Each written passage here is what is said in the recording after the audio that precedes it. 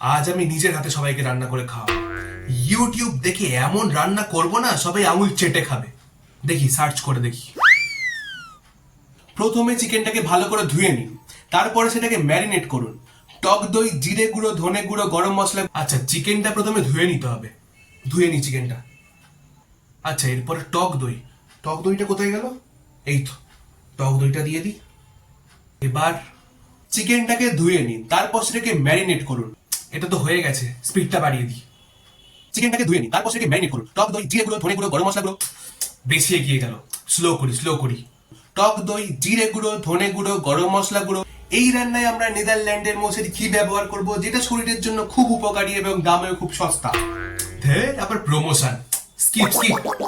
এরপর রান্নায় এক চুটকি সিন্দুর কি কিমা তুম ক্যা জানো। সেখানে যতটুকু চুটকি ছিল ততটুকু চুটকি লঙ্কার গুঁড়ো দিন। ওর থেকে যদি বেশি পড়ে যায় তাহলে সকালবেলা পিছনে দিয়ে লঙ্কা কাণ্ড হয়ে যাবে, সাবধান। আচ্ছা, এক চুটকি দিতে হবে।